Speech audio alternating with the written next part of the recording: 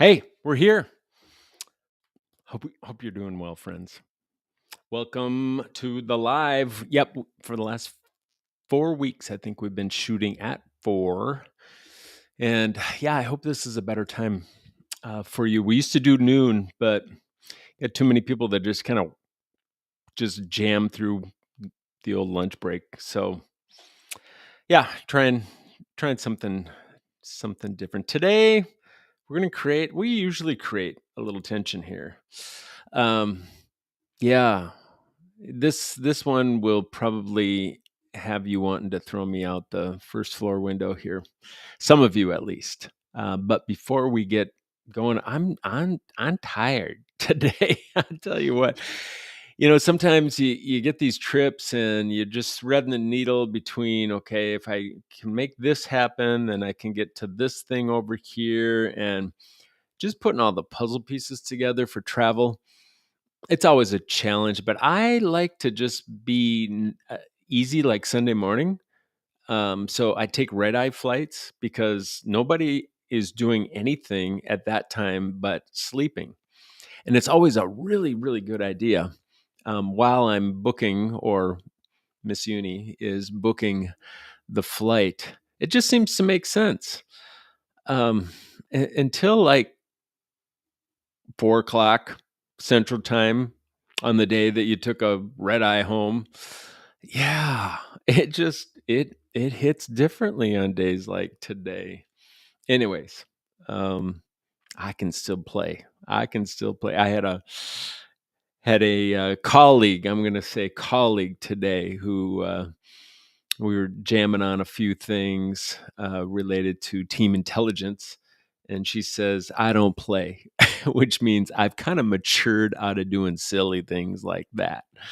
So I haven't. I just have not yet. I'm an adult, but I don't know if I'm really a grown up yet. Hey, this thing's coming. A little plug, the daily. Spent a little time cooking up 365 little inspirations specifically for campus leaders. So, yeah, if you're an educator, this is not a sell. I'm actually giving a lot of these away. This is a sample copy. Can't wait for the real copies to actually arrive. I think they're coming end of the week. The goal is to make these. It's generosity is a core value of HPG. So yeah, if you're on a podcast, if you're part of our network, I just want to send you one of these. So if you're one of those out there that has just been contributing to this mission of taking impossible things in education and just making them inevitable, we're friends. And yeah, maybe you're going to get the daily, the show, the group. We're just kind of going with the themes here. Um, but so to topic, we're not talking about red eye flights today. We're not necessarily talking about the daily today. I need to tell you something that it's probably going to make you a little bit uncomfortable. But it also might explain why just this whole trust thing keeps eroding across your system, no matter how many initiatives you launch. So, 3 weeks ago, a superintendent issued an apology to her community about a failed rollout that just hurt a number of families, not intentionally. The apology had all the right words, very skillful district leader, professional tone, acknowledging the concern, promising to do better. But 6 months later, the districts just started seeing the plucking out of real high capacity players. Principals started leaving, veteran teachers, walked across attendance lines and started working for other systems. Because here's what nobody really realized: that apology didn't just fail to restore trust, it taught the entire organization how to play chess or checkers, right? That accountability is actually theater, it's a performance. So let me just be honest with you. I know leading in complex systems where you, as the leader, fully accountable at the tippy top, you've got to have discretion, you've got to have discernment, you've got to have poise. The other thing that I know is I have delivered performative apologies, and I'm really good at it. Just ask Miss Becky. Seriously. The kind where you just say all the right words, but never actually own what you did, right? Every single time it cost me more than just telling the uncomfortable truth.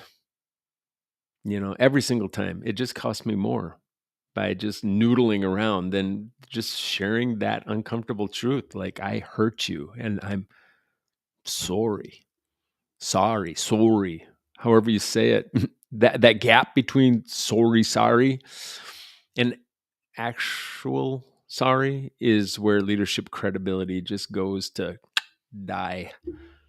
Yep. If you've ever apologized to your team or community and just wondered why it didn't land the way that you hoped, you're not alone. Um, I'm with you. And most of us were never taught the difference between reputation management and just genuine accountability. And I think your team is learning from every apology that you make. They're scripting them and they're imitating them, whether you realize it or not. Let me just tap into some of the research. Some of this might sting a little bit. 73% of organizational apologies actually fail to restore trust. And why do we apologize? Because we want to, we want to occlude that gap of connection, relationship. It's not because people are unforgiving. I think it's because apologies were never really genuine.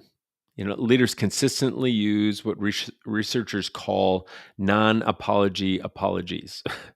Yeah, pretty functional language there. Just statements that have the aesthetics of accountability but avoid actual ownership. Yeah, and here's what makes this devastating. And your team isn't just watching to see if you apologize. They're watching to learn what accountability means within your culture. And your culture is, hey, people like us, we do things like this. So if you noodle around your apology, guess what? There's going to be a coefficient effect across the entire organization, master noodlers across your entire organization. Last month, in fact, I was working with the district leadership team addressing a serious equity failure across the system. And the superintendent drafted an apology that went through like 3 rounds, probably of legal review, but also internal, just their communications consultant and their specialists, and a little board sneak peek preview. By the time it was released, every uncomfortable edge had really been sanded down. It said things like, hey, we regret, right, that some families really felt unheard, and it was never really our intention to create these disparate outcomes. Weeks later, I sat with the same team as they tried to understand why staff morale had actually just down the drain, just gotten worse. And they put their finger on the apology. Because here's what they missed. That apology taught everyone in the organization that when you mess up, you protect your reputation first and you repair the relationships second. Okay? People like us do things like that. I see it everywhere. Across K-12 and higher ed. We apologize for how things were perceived. I'm really good at this, folks. Instead of what we actually did, we lead with our good intentions instead of owning our bad impact. We use those passive voices to avoid naming who was responsible. We apologize if anybody was offended instead of acknowledging the specific harm that we caused. And every time we do this, we're not just failing to restore trust. We're teaching our teams that accountability is take it or leave it. It's optional, right? Think about the last apology you issued as a leader. Did you name the specific harm that you caused? Did you own it without any of those caveats? Or did you craft something that was just politically mostly right with human touch that was really mostly wrong? I get it. I was taught all the wrong ways. One, just not apologizing, just stonewalling. So let's not go to that extreme where I don't know how to do it at the masterful level, so I'm not even going to try. Yeah. Here's the research shows. When leaders issue performative apologies, the things that we're really good at, they create these cultures where everyone optimizes for reputation management instead of relational repair. And what I've discovered, it's that genuine apologies have 4 non-negotiable elements. Element 1, you've got ownership without any caveats. A genuine apology just names the actual harm that you caused, not the harm that you intended, not the harm that people perceived, right? The actual harm. So, what fraud kind of sounds like? Hey, I'm sorry if anyone was offended by our decision. On the opposite end of that, the genuineness of an apology, I made this decision. It harmed these people in these specific ways. That's on me. Here's the test. Can you state what you did wrong without using but, however, though, all those passive wiener words? If not, you're still defending yourself. And boss, it smells like self-preservation. We all know, yeah, we all just know what that smells like. Your intent doesn't erase impact. If you step on somebody's foot, whether you meant to or not, red eye took the subway yesterday and it was crowded. Yeah, bumped into lots of people. I didn't intend to, but I did. Sorry, right? Here's what fraud sounds like. It was never my intention to cause pain. It was never my intention to step on your foot in the subway. All right. What genuineness sounds like?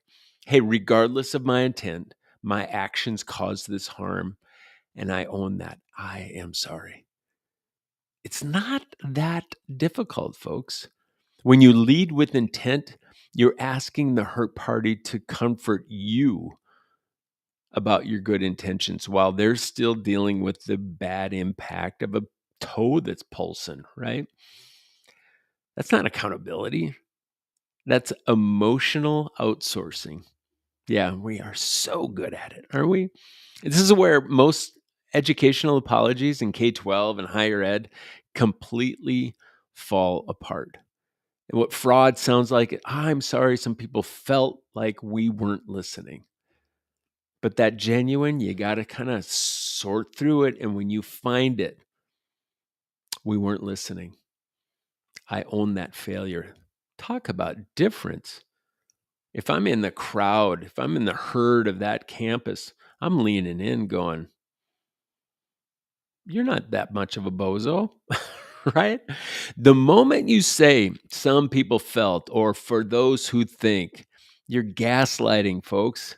I didn't even know what that term was a few years ago, but you're making people question what they clearly experienced. And gaslighting in an apology causes more damage than the original offense ever did.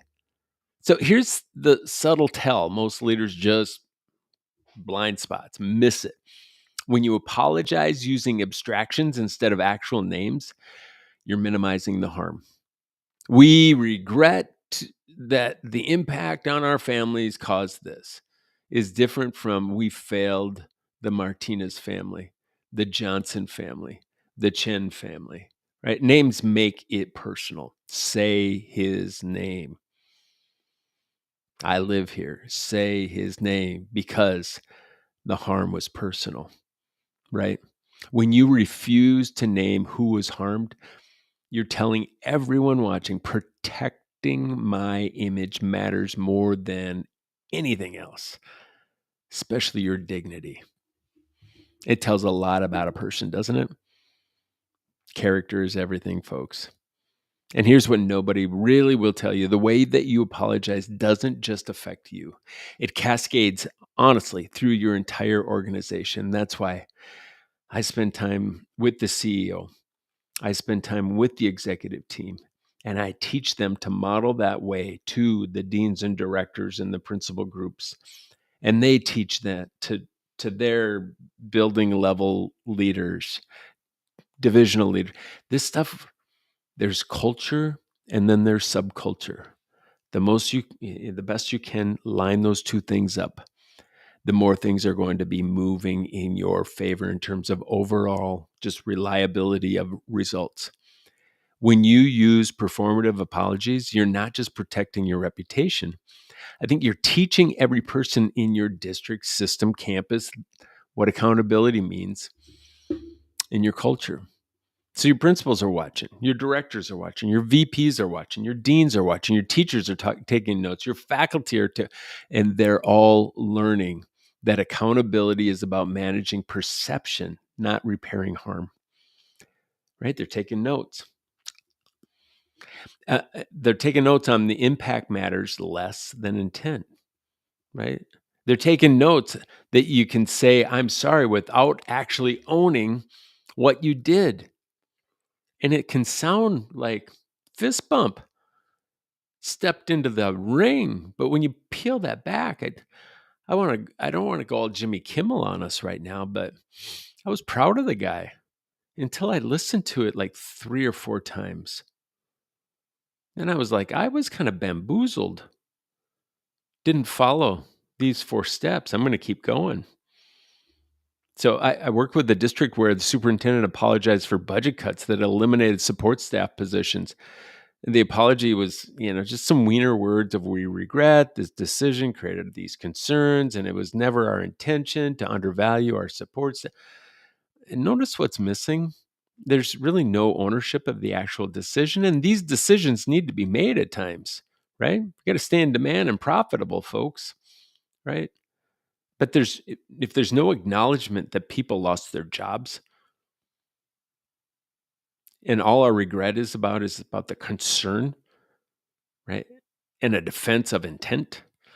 Yeah, that tells a lot about a person. Yeah. I think immature leaders think I need to explain my side so they'll understand I'm not a bad person. But the mature leaders think I need to own my impact so they will understand and see the harm that I caused. Immature leaders, they spend lots of energy protecting their self-image. Again, self-preservation. The mature leaders spend it repairing relationships. And the difference really is the difference between reputation management and just genuine accountability, right? One is about you, the other one is about them. Mm-hmm. Who are you for? Who are you fighting for? So the budget apology maybe should have sounded more like, hey, I made this decision. I am fully responsible. It eliminated 12 support staff positions. Actually, 12 people lost their jobs because of my choice. The decision, it hurt families. It disrupted services to our beloved students and sent a message that we don't value the people who keep our schools running. I own this decision and its impact, not how it was received, but what it actually cost. See the difference? Uncomfortable? Absolutely. Is it going to be a week reckoner? It's just going to wreck you more than your day, folks. Absolutely. Vulnerable? Yes. Genuine? Really, that's the point, isn't it? If you continue issuing performative apologies, here's what I promise will happen. You don't just fail to restore trust with your people that you hurt. You teach your entire organization that accountability is more like the drama department, that owning mistakes is for people without power. I'm going to say that again because it was that good. Yeah. In a toxic, insecure organization, owning mistakes is for people without power. And that vulnerability is a weakness. I think it's the other way around, boss. It's going to take some courage to try that. But when leaders that model those performative apologies, principals start crafting their own careful non apologies, right? They'll just learn well from you. Your teachers, faculties they're going to stop admitting mistakes because they've learned it's safer to deflect, defend, despise. Students, they're going to see the adults who can't own their impact. Guess what? And trust is going to just erode one calculated statement at a time. Who knows what that personal cost is? I think you're going to lose respect of the people that you lead, not because you made a mistake. And that's the thing. There are errors and there are failures, right? Errors in the known world. Probably shouldn't have done that, right? But failures typically are in this unknown world of how did you know, how this thing would go? Nobody's ever really been on this trail before. We have to differentiate between the two, don't we? Everybody makes mistakes. But because you failed to have the courage to own that mistake, that diminishes your very impact. And broadening your influence is so important if you are going to be a change maker.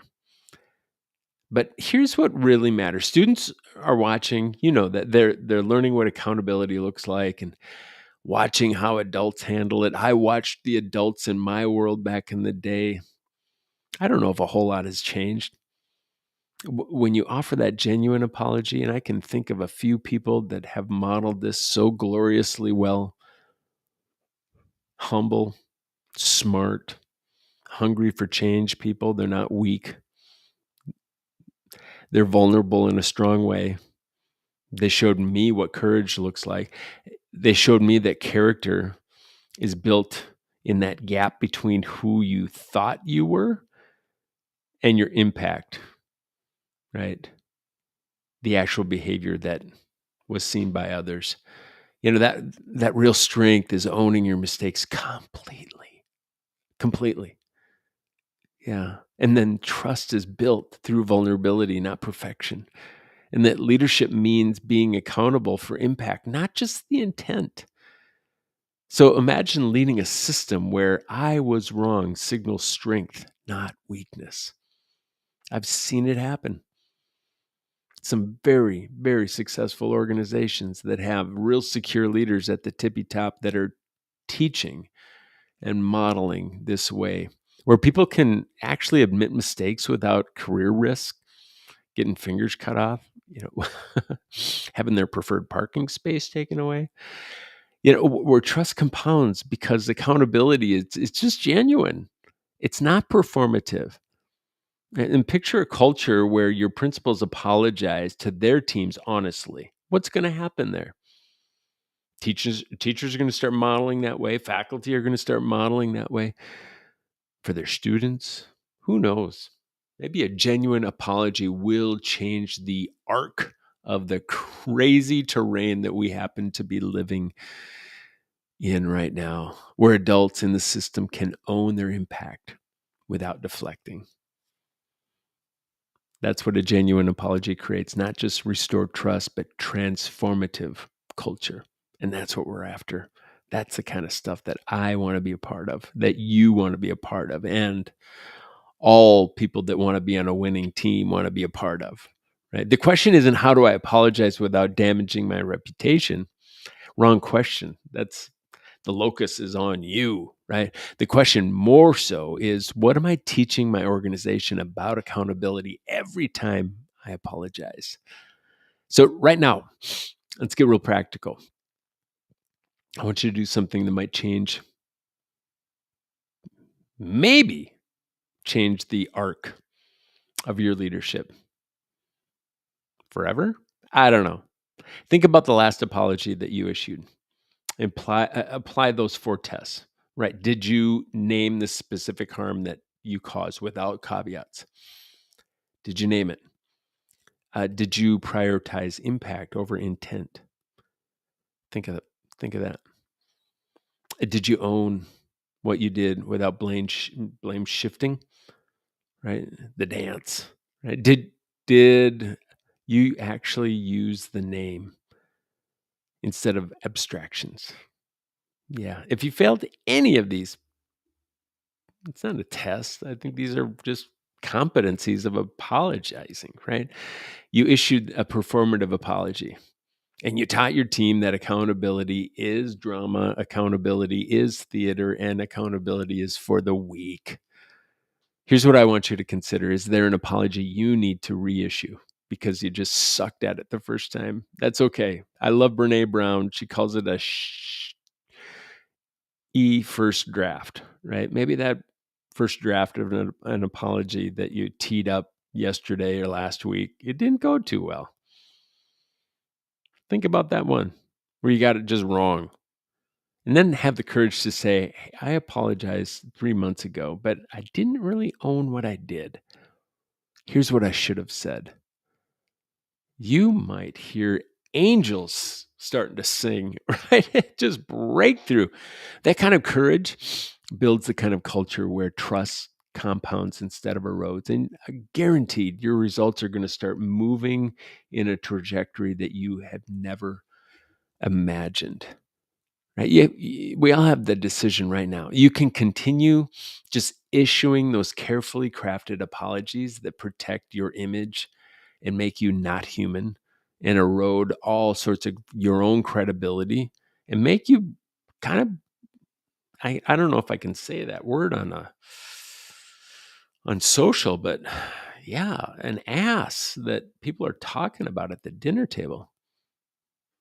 Or you can start modeling that genuine accountability, the uncomfortable, the vulnerable, the real kind that is actually quite attractive, isn't it? Your team is watching, your students are learning, your culture is being shaped by every apology you make. So next time you need to apologize, write down specifically what you did wrong, not what people perceived, not what you intended, what you actually did. Step 2, you're going to name the specific harm if it caused specific harm to any people. Okay. Step 3, remove every but, however, if some people felt, all the wiener words. Get rid of them. And step 4, say it out loud before you send it. Does it make you uncomfortable? Good. Real apologies kind of do. So those performative apologies, they teach your organization that accountability is optional. Genuine apologies, they build cultures where people can own their mistakes and grow from them, right? The difference between the two is the difference between compliance and trust, genuine trust, between managing perception and repairing relationships. I think between leadership that sounds good and leadership that actually transforms. So stop teaching your team that accountability is theater. Start modeling what genuine ownership really looks like, especially when it's uncomfortable. Because the hardest apologies are really the ones where you have to admit you were completely dead ass wrong about something you were certain that you were really right about. And those are the ones that matter the most. So that's where character gets built, folks. And I can't think of, any more important attribute for a leader today, even though this world would say, good characters are weak. It's warm-blooded, folks, and warm-blooded always outlives cold-blooded. So keep your character. Don't cash in your integrity. I'm speaking directly to you today, boss. Don't cash in your integrity. Look at your mission more so than your resume. Yeah, because your community deserves to have you building really healthy teams on the inside that own their stuff, right? That create systems that are going to become more reliable because our systems are actually kind of broken, right? So the next time you need to apologize, ask yourself, am I managing my reputation or repairing the relationship itself? The answer will determine whether you build trust or whether it's going to erode on your watch, boss. Right? Your team is watching, your students are learning, your culture is being shaped. Choose genuine accountability, especially when it costs you something, because accountability is a practice. It's never a performance. So this is where it starts. Folks, if this made you rethink anything about how you apologize, I want you to share it with another leader who just needs to hear and understand the difference between sorry and actual sorry. So drop a comment and leave your apology caveat tell, right? That just phrase that when you're apologizing but not really owning it, what is that for you? Mine, I'm sorry you felt. Yeah, it's conditioned. It's hardwired. What's yours? I'm working on mine. What are you working on? Because sometimes the most powerful leadership transformations come from finally owning what we've been deflecting. So stop protecting your image. You're beautiful. You don't have to protect that. You are beautiful, humble, hungry, smart. Start repairing relationships. Your credibility depends on it, boss. Peace.